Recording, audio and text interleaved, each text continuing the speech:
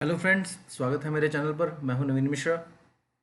मैं अपने इस चैनल पर इग्नू के क्वेश्चन पेपर्स को सॉल्व करता रहता हूं, उसके रिलेटेड सब्जेक्ट की वीडियोस बनाता हूं और कोर्सेज़ की भी वीडियोस डालता रहता हूं। इस सीरीज़ में आज के वीडियो में मैं 2023 के जून 2023 सेशन के क्वेश्चन पेपर्स को सॉल्व करने जा रहा हूँ। I am starting with the C language का क्वेश्चन पेपर सॉल्व करूँगा जून 2023 का। First two questions Q1 and Q2 को सॉल्व करूँगा इस वीडियो में। ओके, MCS 011 सब्जेक्ट कोड है। तो चलिए चलते हैं हम अपने वीडियो पर चलने से पहले आप लोगों से रिक्वेस्ट है, प्लीज़ सब्सक्राइब करें हमारे चैनल पर, हमारे वीडियोस को शेयर करें, लाइक करें, कमेंट करें। अगर कोई डाउट होता है तो मैं जितनी जल्दी हो सके आपके कमेंट्स के आंसर करने की कोशिश करूँगा। ठीक है, अब चलते हैं हम अपने वीडियोस पे। तो जून 2023 का क्वेश्चन पेपर क्या था? जून 2023 का जो क्वेश्चन पेपर था वो ये था, MCS 011 का।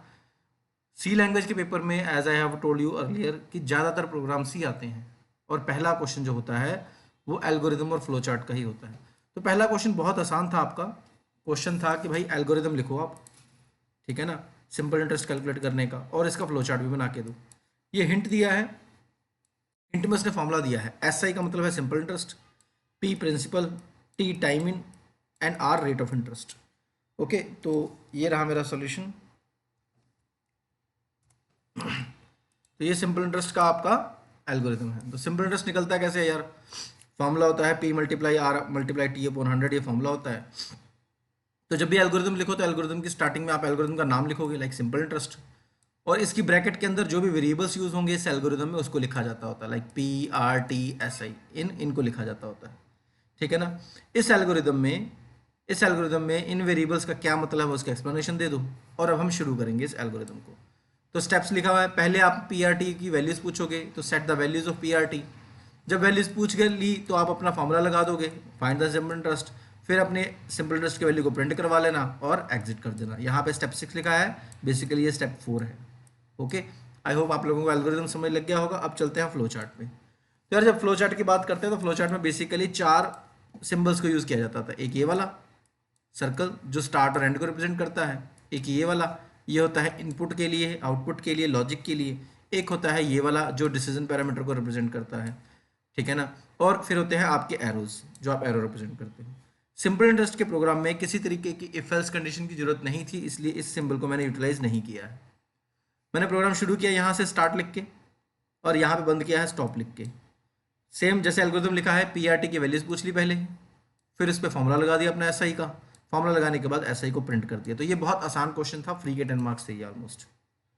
तो आप लोगों को ये फर्स्ट क्वेश्चन समझ लग गया होगा। चलते हैं अगले क्वेश्चन की तरफ। अगला क्वेश्चन क्या है? अगला क्वेश्चन है, write a C program to create structure to store name, roll number, address and course of 10 students, use array of structure to display details of the student.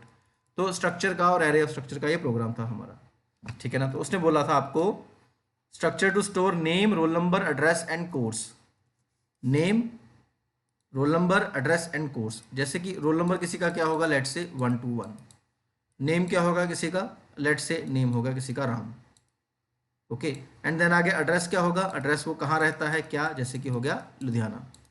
और क्या कोर्स कर रहा है, जैसे BCA MCA, तो मान लो BCA। तो 4 variable चाहिए थे। यहाँ पे आप 1 to 1 डाल रहे हैं तो you need an int variable.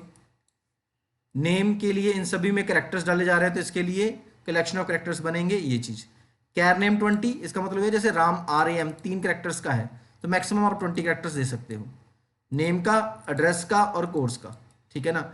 Structure बनाना था तो स्टूडेंट बनाया, यहाँ पे स्ट्रक्चर मैंने एंड कर दिया तो ये आपका स्ट्रक्चर बन गया। फिर उसने बोला था कि 10 स्टूडेंट्स का डेटा लेना है, मैंने यहाँ पे 3 लिखा हुआ है, आप इसको चेंज करके 10 कर सकते हो तो 10 का चलेगा, ठीक है ना। मैं आपको एक बार चला के दिखा भी देता हूँ, ठीक है, जस्ट अ सेकेंड।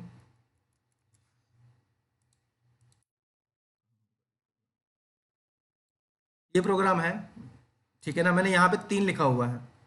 3 इसलिए लिखा है क्योंकि यार मेरे को इनपुट डालने में बड़ी दिक्कत हो जाएगी अगर मैं ऐसे इनपुट डालने लग गया। तो जैसे पहले स्टूडेंट का रिकॉर्ड डालना था तो रोल नंबर है 12, नाम है राम, ठीक है ना।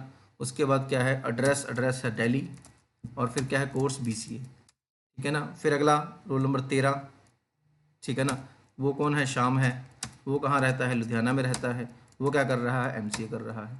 फिर रोल नंबर 14, वो कौन है, वो है मोहन, वो कहाँ रहता है, वो मुंबई में रहता है, और क्या कर रहा है, वो एमबीए कर रहा है। और उसके बाद आपको देखो ये डिटेल्स शो कर रहा हूँ मैं। अब यार 3 रिकॉर्ड डालें, अगर मैं 10 रिकॉर्ड डालता तो बहुत मुश्किल हो जाता, ठीक है ना। आपने बस यहाँ पे ये चेंज करना है, काउंट 3 की जगह यहाँ पे 10 कर देना, तो ये 10 रिकॉर्ड्स लेने शुरू कर देगा, ठीक है ना। अब ये 10 रिकॉर्ड लेगा, मैं अभी रैंडमली वैल्यूज डाल रहा हूँ, ठीक है।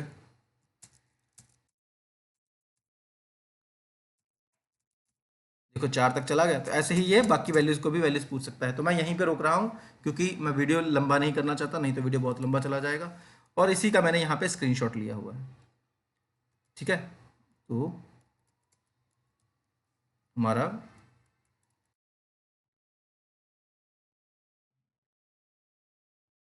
तो ये मेरा प्रोग्राम है। तो मैंने ये समझा दिया था, कितने उसने 10 बोले हैं, ठीक है ना। यहाँ पे 10 स्टूडेंट्स का डाटा बोला है, तो यहाँ पे बस आप काउंट की वैल्यू 10 कर देना। मैंने अभी 3 करके ही आपका प्रोग्राम चलाया है, बाकी कोई चेंज नहीं होगा प्रोग्राम में। तो उतने का एरे बना दिया, स्टूडेंट एस टी काउंट, तो 0 से लेकर 9 तक का एरे बन गया। एक एक करके इनकी वैल्यूज पूछी हैं, क्योंकि 10 रिकॉर्ड थे तो 10 की लूप लगाई मैंने 0 से 10 तक की, ठीक है ना। उसके अंदर 10 रिकॉर्ड्स के लिए स्कैनफ लगाया। जब मेरे पास 10 रिकॉर्ड्स आ गए तब मैंने आउटपुट का प्रोसेस लिखा। उसमें मैंने क्या लिखा है, student details are, roll number, name, address, course, इसका एक टेबल बनाया, टेबल की फॉर्म में इस डेटा को दिखाया, उसका मैंने अपने प्रोग्राम को बंद कर दिया, ठीक है ना। तो ये हमारा प्रोग्राम था जो मैंने आपको यहाँ पे भी दिखा दिया है। आई होप आप लोगों को ये समझ लग गया होगा, ठीक है। अब आगे चलते हैं, ठीक है ना। और इसका एक आउटपुट देख लेते हैं। ये मैंने आउटपुट का स्क्रीनशॉट लिया हुआ है, ठीक है ना। आप कोई भी डाटा डाल सकते हो, मैंने आपको ये चला के भी दिखा दिया। अगले क्वेश्चन की तरफ चलते हैं। अगला प्रोग्राम यार लीनियर सर्च का था और ये बहुत इंपॉर्टेंट है। कहता है कि 10 इंटीजर्स हैं आपके, उसकी वैल्यू आप यूजर से रीड करो, फिर एक वैल्यू सर्च करो। अगर आपको वैल्यू मिल जाती है तो उस वैल्यू का स्क्वायर मुझे डिस्प्ले करवाओ, और अगर नहीं मिलती है तो value is missing message display कराओ। इसमें थोड़ा सा ट्रिक उसने ऐड कर दिया था कि स्क्वायर कैलकुलेट करना, क्योंकि ये बच्चे कई बार रट्टा मार के चले जाते हैं, तो रट्टा मारने वालों के लिए यहाँ पे दिक्कत हो जाएगी, ठीक है ना। तो मैं आपको यहाँ पे भी आपके क्वेश्चन पेपर में भी ये एक बार दिखा देता हूँ कि क्या था question. As you can see this is a C question, ये भी 10 मार्क्स का क्वेश्चन था सेम, ओके। तो यार ये सर्चिंग का प्रोग्राम था, ये भी आपको दिखा दे एक बार। तो ये आपका सर्चिंग का प्रोग्राम है, ठीक है ना। 10 रखा है तो मैंने यहाँ पे 10 का ही प्रोग्राम बनाया है। इसको कंपाइल रन करेंगे, 10 वैल्यूज डाल दो, आप कोई भी डालनी है। क्या एलिमेंट सर्च कर रहे हैं, लेट से मैं सर्च करता हूँ 6, तो 6 का स्क्वायर करेगा कितना आ जाएगा 36। तो आपका आंसर ये देखो 36 आ गया है। ये मैंने प्रोग्राम चला के दिखा दिया। अब इसको मैं आपको समझा देता हूँ प्रोग्राम को, ठीक है ना। तो पहले एरे का साइज डिक्लेयर किया 10 का। इसने क्या करना है, आपका एक एरे बना देना है 0 से लेकर 9 तक का, ठीक है। वो खाली होगा एंड सो ऑन।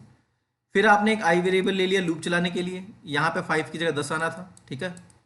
10 का प्रोग्राम बनाया, 0 से लेकर 10 तक की लूप लगाई, और 0 से 10 तक की लूप में स्कैनफ चला। तो पहली बार जब स्कैनफ चलेगा तो एरे 0 में वैल्यू डालेगा। तो मैंने पहले वैल्यू डाली है लेट से 10, तो पहली वैल्यू मेरी यहाँ पे आ गई 10। फिर ये लूप बढ़ जाएगी, आई प्लस प्लस होकर 1 हो जाएगा, ठीक है ना। तो एरे 1 का एलिमेंट प्रिंट होगा। एरे 1 में मैंने क्या वैल्यू डाली 20, तो यहाँ पे मैंने 20 डाली, ये मैंने 20 डाली थी, और यहाँ पे ये चीज़ हो गई। अब ये रिपीट होगा 10 टाइम्स। जब मेरी ये एरे बन गई, एरे बनने के बाद मैंने क्या किया, मैंने कहा यार क्या एलिमेंट सर्च करना है, उसको आइटम कहा, item the element to be searched. Variable declare किया, प्रिंट एज स्कैनर में उसकी वैल्यू पूछी, वैल्यू पूछ ली, तो लेट से मेरा आइटम है लेट से 5। तो मैंने फिर लूप लगाई 0 से 10 की, जितने भी एलिमेंट हैं, ठीक है ना, उतने की लूप चलाई। अब एलिमेंट को कंपेयर कैसे करना है, ये वैल्यू इस वैल्यू से कंपेयर करनी है, तो उसके लिए ARRI इक्वल्स टू आइटम। अगर आपके एरे की वैल्यू आइटम के इक्वल करती है होती है, तो मैंने क्या किया है, मैंने कहा है वैल्यू प्रिंट करवा दे और उसका स्क्वायर प्रिंट करवा दे। वैल्यू प्रिंट करने के लिए एरे आई में मान लो 5 पड़ा है तो वो 5 शो करेगा, और array I multiply by array आई, तो 5 मल्टीप्लाई बाय 5 कितना आ गया 25, तो इसका आंसर 25 प्रिंट करेगा। और उसके बाद मैंने यहाँ पे एक ब्रेक लगाया है। ब्रेक मतलब मैंने अपने प्रोग्राम को वहीं पे रोक दिया है। इसके आगे मेरी एरे की प्रोग्राम को नहीं, मतलब एरे को रोका है, एरे की लूप चलनी बंद हो जाए। इनकेस अगर आपको एलिमेंट नहीं मिलता है तो ये लूप पूरी चलती है 0 से लेकर 9 तक। जब एरे 10 हो जाता है तब ये रुक जाती है। तो बाहर आके मैंने चेक किया कि अगर एरे 10 या 10 से ज़्यादा है तो ऐसे सिचुएशन में आप value is missing message print कर दो। अगर ये कोड चला है तो ये आउटपुट आएगी, और अगर ये कोड नहीं चला है तो ये आउटपुट आएगी। ओके, तो ये आपका सर्चिंग का प्रोग्राम था, यहाँ पे भी आप देख सकते हो। ओके, तो आई होप आप लोगों को ये प्रोग्राम भी समझ लग गया होगा। आगे चलते हैं। अगला प्रोग्राम था, कहता है यार write a program in C using printers to find the length. अब यहाँ पे मिसप्रिंट है, ये प्रिंटर्स नहीं हो सकता, ये पॉइंटर्स है, ठीक है ना। तो मैं अज्यूम करके चल रहा हूँ ये पॉइंटर्स हैं, 10 में से 9 बार ये पॉइंटर ही है, ये पॉइंटर ही है, प्रिंटर मिसप्रिंट है। कहता सी में प्रोग्राम लिखो पॉइंटर के थ्रू और लेंथ ऑफ स्ट्रिंग पता करो। इसका मतलब ये है, जैसे कि मैंने नाम डाला इग्नू, तो ये कितने करेक्टर्स हैं, 0 1 2 3 4, टोटल 5 करेक्टर हैं इसमें। अरे 0 से शुरू होता है इसलिए ऐसे लिखा है, तो टोटल 5 करेक्टर्स हैं। तो इसके लिए मैंने ये प्रोग्राम लिखना शुरू किया। मैंने क्या किया, पहले एक एरे बनाई 100 की। मैं मान के चलता हूं कि जो भी आप स्ट्रिंग डालोगे वो 100 से ज़्यादा का नहीं होगा, ठीक है ना, कितने का भी हो सकता है, ठीक है ना। तो जैसे मैंने यहाँ पे स्ट्रिंग डाली है BCA इग्नू, तो अभी होगा क्या, होगा ये एरे बना, ठीक है ना। पहले करेक्टर में B, फिर C, फिर A, फिर अंडरस्कोर, फिर I, फिर G, फिर N, फिर O, फिर U। ये 0 प्लेस पे गया, ये 1 पे, ये 2 पे, ये 3 पे, ये 4 पे, ये 5 पे, ये 6 पे, ये 7 पे, ये 8 पे। एक स्ट्रिंग का रूल होता है, सी लैंग्वेज में स्ट्रिंग का रूल होता है। अब आपने 100 करेक्टर की जगह छोड़ी ली है, लेकिन आपने यूज तो सिर्फ 9 ही किए हैं, 100 नहीं ना यूज किए। तो सी लैंग्वेज क्या करती है, इसके एंड में एक \0 डाल देती है। \0 रिप्रेजेंट करता है नल स्ट्रिंग, कि यहां पे मेरी स्ट्रिंग खत्म हो गई है, स्ट्रिंग टर्मिनेट हो गया है, खत्म हो गया है। ऐसा करने से क्या होगा, एक करेक्टर एक्स्ट्रा यूज होता है, तो टोटल 10 यूज हुए, लेकिन बाकी के जो 100 में से 90 बचे थे उनको वो फ्री कर देगा। तो इसलिए \null एंड में लगता ही लगता है, हर एक स्ट्रिंग के एंड में। printf और गेट्स, इसने क्या किया, मेरे स्ट्रिंग में ये वैल्यू डाल दी है BC_ignore। Char star ptr equal to str, pointers use करने को बोला था उसने, तो ये पॉइंटर ही है स्टार ptr। जब मैं ये लाइन लिखूंगा तो वो इसका स्टार्टिंग एड्रेस 0 पकड़ा देगा ptr में, तो ptr right now value contains 0। Count variable 0, कितने कैरेक्टर्स हैं, तो मैंने शुरू में काउंट की वैल्यू रख दी है 0। लूप चलाई, how would I come to know कि when the string is getting ended, string कब एंड हो रहा है, जब \0 आता है तब। तो मैंने कहा यार जब तक तेरे ptr की value not equals to null, जब तक मेरे ptr की वैल्यू 0 नहीं हो जाती है तब तक तो क्या कर, मेरे उस कैरेक्टर को प्रिंट करा। मतलब कि पहली बार 0 था, 0 में क्या है B, तो पहले B को प्रिंट करवा, काउंट की वैल्यू 1 बढ़ा दे, तो काउंट 0 से 1 हो गया, ठीक है। फिर ptr equal to ptr+1, ptr आगे मूव कर दे, ptr हो गया 1। फिर ये लूप चला, 1 के अंदर क्या पड़ा था C, उसने C प्रिंट किया, ये प्लस होकर 2 हो जाएगा। फिर A प्रिंट किया, ये प्लस होकर 3 हो जाएगा। जब लूप खत्म हुआ तो जितना भी काउंट का वैल्यू था उसको मैंने as a length of string print करवा लिया, जो कि था मेरा 9। 1 2 3 4 5 6 7 8 9, टोटल 9 कैरेक्टर्स थे। तो ये आपको लेंथ ऑफ स्ट्रिंग प्रिंट हो गया with the help of pointers. तो ये आपका फर्स्ट क्वेश्चन था। फर्स्ट क्वेश्चन में आपको 10-10 मार्क्स के 4 क्वेश्चन थे, ये आप छोड़ नहीं सकते हो कि इसमें आप कहो कि मैं कोई 2 कर दूंगा या कोई 1 कर दूंगा। फर्स्ट क्वेश्चन सारा करना था, 40 मार्क्स, ये अगर कुछ भी छोड़ोगे तो वो आपके नंबर कटने शुरू हो जाएंगे। तो ये था आपका 40 नंबर का फर्स्ट क्वेश्चन। अब शुरू करते हैं हम सेकंड क्वेश्चन। सेकंड क्वेश्चन में भी पहले प्रोग्राम डाल दिया है, उसने बोला है सम ऑफ सीरीज निकालने को, 1 + 4 + 7 + 10 + 13 एंड सो ऑन। तो ये कैसे हो रहा है इसको समझते हैं। एक तरीके से ये एपी सीरीज की तरह ही बात कर रहा है। मैं क्या करूंगा यहाँ पे, मैं आपको प्रोग्राम समझाता हूँ। प्रोग्राम बहुत आसान था, ठीक है ना। तो ये प्रोग्राम था, प्रोग्राम में समझाने की कोशिश करता हूँ आपको, ठीक है। तो बेसिकली था क्या, 1 + 4 + 7 + 10 + सो ऑन, ये चीज़ थी मेरी। जो शुरुआत का नंबर था इसको मैंने स्टार्ट ले लिया, तो start equals to 1, start equal to 1 कर दिया मैंने यहाँ पे, ठीक है ना। स्टार्ट इक्वल टू मैंने 1 कर दिया है। 1 करने के बाद मैंने क्या किया है, इनको सम करना है। तो सम करने के लिए मैंने एक सम वेरिएबल ले लिया है जिसकी वैल्यू शुरू में क्या है 0, ठीक है ना। तो सम की वैल्यू मेरी क्या है यहाँ पे 0। मैंने यहाँ पे लिमिट पूछ ली है ताकि अगेन वो इतनी बड़ी वैल्यूज ना डालनी पड़े, लेकिन ये हर एक के लिए चलेगा, ठीक है ना। तो मैंने क्या किया, आई का लूप चलाया है, वो भी 1 से लेकर 20 तक का चलेगा, 1 से लेकर 20 तक का। शुरुआत है 1 से, तो मेरे स्टार्ट में पड़ा था 1। ये लूप चला, इस लूप ने क्या किया, सम प्लस इक्वल्स टू स्टार्ट, इसने क्या किया 0 प्लस स्टार्ट, तो यहाँ पे आ गया 1। 1 आने के बाद मैंने क्या किया, स्टार्ट प्लस इक्वल टू 3। अब ये देखो यार, कॉमन डिफरेंस देखो, इसके और इसके बीच में कॉमन डिफरेंस कितने का है, इनके बीच में डिफरेंस कॉमन 3 का नहीं है ना, 3 का डिफरेंस था, तो उसको मैंने ले लिया है आपका +3 करने को ले लिया है। तो start plus equal to 3, start plus equal to 3, तो इसने क्या किया, 1 + 3 हो गया 4, फिर लूप चला, अगली बारी 4 + 1 हुआ दैट इज 5, फिर अगली बारी ये हो गया 4 + 3 7, फिर 7 + 5 इक्वल टू 12, बस ये चलता रहेगा, ठीक है ना। और अगर आप इन सीरीज को ऐड करोगे, अगर आप इस सीरीज को ऐड करोगे तो आपका आंसर कितना आएगा 590। 20 मैंने लिमिट रखी है क्योंकि उसने 20 टर्म्स का ही मेरे को निकालने को बोला था, तो 20 का मैंने सम किया तो ये कितना आ गया 590, ठीक है। आई होप आप लोगों को ये समझ लग गया होगा। सम ऑफ सीरीज के बाद हमारा क्वेश्चन था कि भाई 2 कांस्टेंट्स एक्सप्लेन करो। सी लैंग्वेज में कांस्टेंट्स क्या होते हैं, कांस्टेंट्स होते हैं फिक्स्ड वैल्यूज, ठीक है जी। जैसे कि मैथ्स में आप लोगों को पता होगा कि जो पाई वेरिएबल है, पाई वेरिएबल की वैल्यू 3.14 फिक्स है, जो चेंज नहीं हो सकती है। ऐसे वेरिएबल्स को ही कांस्टेंट्स कहा जाता होता है, कांस्टेंट्स जिनकी वैल्यू चेंज ना हो सके। अब यहाँ पे देखो, कहता मैंने यहाँ पे लिखा है कि इन सी कांस्टेंट्स क्या होते हैं, वो वैल्यूज होती हैं जो चेंज नहीं हो सकती। कांस्टेंट्स को हम दूसरे नाम से लिटरल से भी पहचानते हैं। कांस्टेंट की 2 कैटेगरीज हैं, एक है प्राइमरी कांस्टेंट और एक है सेकेंडरी कांस्टेंट।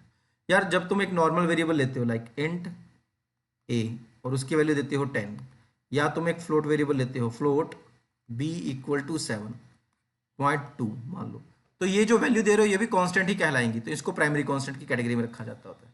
सेकेंडरी कांस्टेंट जो तुम एरे बनाते हो, जो फिक्स साइज है, जो स्ट्रक्चर है, जो पॉइंटर्स है, ये आपके सेकेंडरी कांस्टेंट्स में आते हैं। तो सी लैंग्वेज में अगर मैंने एक वेरिएबल लिया है लाइक इंट x = 7, तो अगली बारी इस वेरिएबल की वैल्यू मैं चेंज कर सकता हूं x = 9। ये रूल है, ये वेरिएबल है इसलिए ये हो सकता है। तो बेस्ड ऑन दिस कंसेप्ट अगर मैंने एक फ्लोट वेरिएबल लिया, फ्लोट पाई = 3.14, तो इसका मतलब यार मैं इसकी वैल्यू भी चेंज कर सकता हूं, पाई = 7.6। सी लैंग्वेज के रूल के अकॉर्डिंगली ये चीज अगर सही है तो ये भी तो सही है, लेकिन आई नो मैथमेटिकली कि पाई की वैल्यू चेंज नहीं होती है। तो ऐसा ये चेंज करने से रोकने के लिए आप क्या करोगे, बस इसके आगे कॉन्स्ट वेरिएबल ले लोगे। तो आप क्या करोगे, कॉन्स्ट फ्लोट पाई = 3.14। अब आपके कॉन्स्ट लिखने से ये वैल्यू फिक्स हो गई। अब अगर तुम पाई की वैल्यू चेंज करने की कोशिश करोगे तो वो एरर मैसेज दे देगा, कंपाइलर एरर दे देगा कि यार पाई की वैल्यू फिक्स है, तुम चेंज क्यों कर रहे हो। तो ये एक कांस्टेंट देने का तरीका है, ये प्राइमरी कांस्टेंट कहलाता है, ठीक है। अब आगे चलते हैं।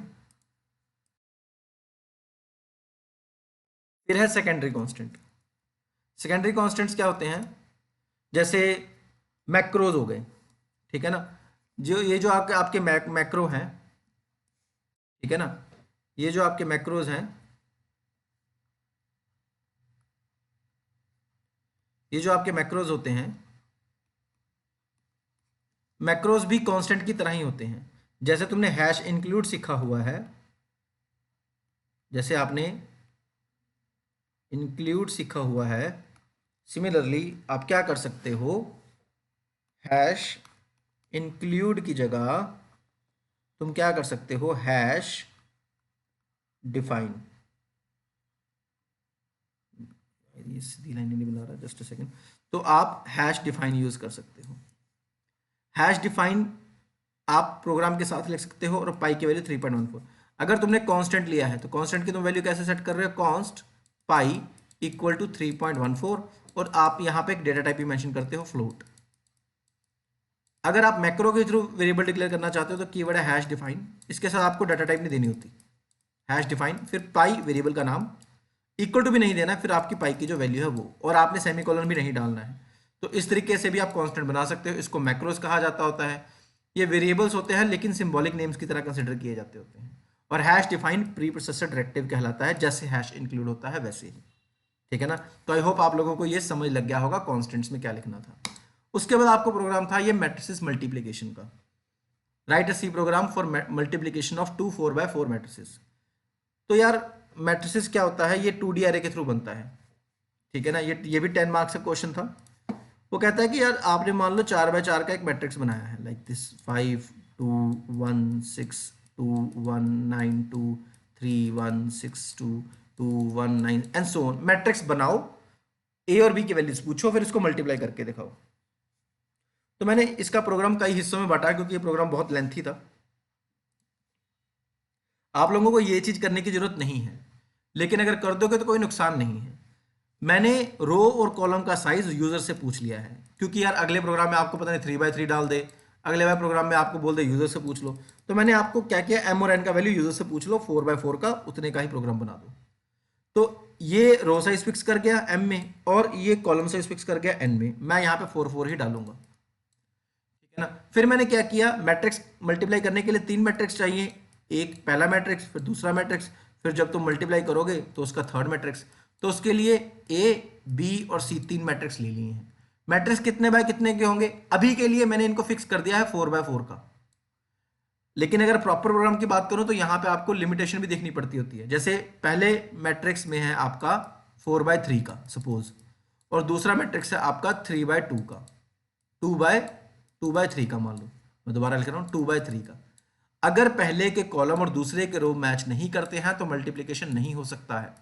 तो ये भी चीज देखनी होती है, लेकिन इस प्रोग्राम में उसने फिक्स ही कर दिया था 4x4 का, तो इतनी कॉम्प्लिकेशन मैंने डाली नहीं है, ठीक है ना। तो ए का मैट्रिक्स पूछ वैल्यू, ए के साइज सेट कर दिया ए बी सी, और लूप चलाने के लिए आई जे के वेरिएबल ले लिया है। जब तुम मैट्रिक्स बनाओगे तो मैट्रिक्स में रो होती है लाइक रो 0 रो 1 रो 2, और फिर कॉलम होते हैं रो कॉलम 0 कॉलम 1 कॉलम 2। जब आप एक एलिमेंट को कंसिडर करते हो तो इसकी पोजीशन होती है based on row and based on column, like A00। इसी पोजीशन को हम यूटिलाइज करेंगे अपनी लूप्स में।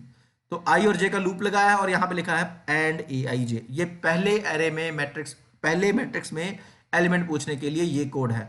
यहां तक 10 से लेकर 15 तक की लाइनें पहले मैट्रिक्स में आपके 4x4 के मैट्रिक्स में एरे एलिमेंट्स डाल देंगी। फिर मैंने इसी लाइनों को कॉपी पेस्ट किया है नीचे, और ए की जगह बस लिख दिया है बी। अब ये दूसरे मैट्रिक्स में बी की लाइनें प्रिंट करेगी। तो इस इतने पार्ट से क्या हुआ, ए और बी नाम के 2 मैट्रिक्स बन गए हैं, उनमें 4x4 का मैट्रिक्स बना है, और उनमें वैल्यूज डाल दी गई हैं। फिर क्या हुआ है, फिर आप इस तरफ देखिए, फिर मैंने इनको डिस्प्ले भी करवाया है। ये भी करने की जरूरत नहीं थी, आप स्ट्रेट अवे ये कोड लिख सकते थे, लेकिन ये रिप्रेजेंटेशन अच्छी होती है इसलिए मैंने इसको ऐसा लिखा है। तो मैंने यहां पे क्या किया है, आपका फर्स्ट मैट्रिक्स को डिस्प्ले करवाया है। डिस्प्ले करवाते हुए जब आप मैट्रिक्स लिखते हो तो जैसे पहला एलिमेंट आपका 5, दूसरा एलिमेंट थोड़ा गैप देके 7, तो वो गैप देने के लिए मैंने क्या यूज किया है, /t, ताकि गैप आ जाए। फिर नेक्स्ट एलिमेंट 9, जब आप फिर नेक्स्ट एलिमेंट 6 मान लो। जब रो खत्म हो जाती है तो अगली रो नीचे शुरू होती है, नीचे शुरू करने के लिए /n, ताकि एक रो जब तुम प्रिंट कर लो अगली रो अगली लाइन में ले जाना। तो ये फर्स्ट मैट्रिक्स डिस्प्ले कराया है। Repeated this code for second matrix as well. जब ये दोनों मैट्रिक्स हो गए, अब मैंने मल्टीप्लिकेशन का कोड लिखना शुरू किया है जो इस तरफ है, ठीक है ना। तो अब मल्टीप्लिकेशन का कोड लिखने गया हूं मैं। मल्टीप्लिकेशन के कोड के लिए देखो, जब आप एरे बनाते हो, ये मेरे प्रोग्राम की आउटपुट थी, इसी मैट्रिक्स को मैं अब मल्टीप्लाई करके दिखाऊंगा। Just a second. मल्टीप्लाई कैसे होते हैं, इधर से चलती है आपकी रो, इधर से चलती है आपकी रो, और इधर से चलते हैं आपके कॉलम, ठीक है ना। तो पहला एलिमेंट पहले से मल्टीप्लाई हुआ, तो ये हुआ 1 मल्टीप्लाई बाय 1, फिर प्लस होता है, फिर अगला एलिमेंट इधर से 2 और इधर से 4, सो 2 multiply by 4 plus same 3 multiply by 2, 3 multiply by 2, और फिर अगला 2 multiply by 1 plus 2 multiply by 1। तो ये हो गया 1 प्लस 8 9, 9 प्लस 6 15, 15 प्लस 2 17। तो आपका पहला मैट्रिक्स बनेगा रिजल्टेंट मैट्रिक्स 17, पहली वैल्यू। अब अगली बारी यही रो रिपीट होती है इसके साथ, ये जो है, ठीक है ना। तो अब क्या होगा, 1 multiply by 4 plus 2 multiply by 5 plus 3 multiply by 3 plus 2 multiply by 0। तो ये तो 0 ही होगा, तो इसको छोड़ दो। 3 into 3 9, 2 into 5 10, 4 plus 1 5, 4 into 1 sorry 4, तो 10 plus 4 14, 14 plus 9 23। So your answer is 23, जो आप यहाँ पे देख सकते हो इस तरफ, ठीक है। तो ये आपका 23 वैल्यूज बन गया। इस तरीके से मैट्रिसेस मल्टीप्लिकेशन होती है। तो होता क्या है, इस तरफ मूव करने के लिए मैं आई वेरिएबल लूंगा, नीचे मूव करने के लिए मेरा जे वेरिएबल काम करेगा, और जो ये नया स्विच करता है अगले कॉलम के लिए, इसके लिए मैं के लूप यूज करूंगा। सो आई, जे एंड के, 3 लूप को आप यूटिलाइज करोगे। ठीक है ना, आई होप आप लोगों को समझ लग गया होगा। और ये इस मैट्रिक्स का आंसर है। ये मैंने इनपुट ली है, इनपुट लेने के बाद मैंने क्या किया है, इस मैट्रिक्स में आपका रिजल्ट शो किया है। ठीक है ना, अब ये हो कैसे रहा है, एज आप यहाँ पे देख सकते हो। ठीक है, तो क्या हो रहा है बेसिकली, जस्ट अ सेकेंड, तो हो क्या रहा है, I equal to 0, I less than M, तो पहली बारी आई की वैल्यू होगी आपकी 0, फिर जे 0, जब इसके अंदर आए तो जे भी 0 हो गया, फिर सी आई जे इक्वल टू 0। तो इनिशियली मैंने क्या किया, ये अगर मैट्रिक्स आपका सी बन रहा है तो इसकी पहली पोजीशन पे वैल्यू मैंने अभी 0 ही रखी है। फिर मैंने क्या किया, के लूप लगाई, तो इसके अंदर के लूप लगी, के 0 हो गया। सी आई जे, तो सी 0 0 पोजिशन, मतलब इस पोजिशन पे इफेक्ट डालना है। क्या करना है, पुरानी वैल्यू में प्लस कर दो, तो पुरानी वैल्यू है मेरी 0, प्लस कर दो ए आई के मल्टीप्लाई बाय बी के जे। तो आई के और के जे पोजिशन क्या थी, मान लो 2 और 1 थी, तो ये दोनों आपस में मल्टीप्लाई हुए, जो भी आंसर आया उसको ओल्ड वैल्यू 0 से ऐड किया 2, तो अभी वैल्यू 2 हो गई इसकी, 0 + 2 2 हो गई है। लेकिन अभी ये प्रिंट नहीं करेगा, नीचे नहीं जाएगा, अभी ये इसी लूप में फंसा रहेगा। कि बढ़ जाएगा तो अगला एलिमेंट पिक करेगा, फिर अगला एलिमेंट पिक करेगा, तो 2 + 3 जो भी होगा अगली बारी, फिर +7 जो भी होगा, फिर +1 जो भी होगा। जब आपकी लूप खत्म हो जाएगी तो इन सभी को वो प्लस कर देगा और आपको यहाँ पे इस वैल्यू मैट्रिक्स के थ्रू उसको प्रिंट कर देगा। ठीक है ना, तो इस तरीके से आपका मैट्रिक्स मल्टीप्लिकेशन का प्रोग्राम होता है। आई होप आप लोगों को समझ लग गया होगा। इसी के साथ हमारे 2 क्वेश्चंस खत्म हो गए। ठीक है ना, नेक्स्ट वीडियो में मैं रिमेनिंग क्वेश्चंस को कंप्लीट करूंगा, जो कि हैं हमारे 3, 4, 5। ये मैं आपको नेक्स्ट वीडियो में कंप्लीट करके दूंगा। आज की वीडियो यहीं ख़त्म करते हैं, मिलेंगे आपसे नई वीडियो में। See you in the next video, cheers.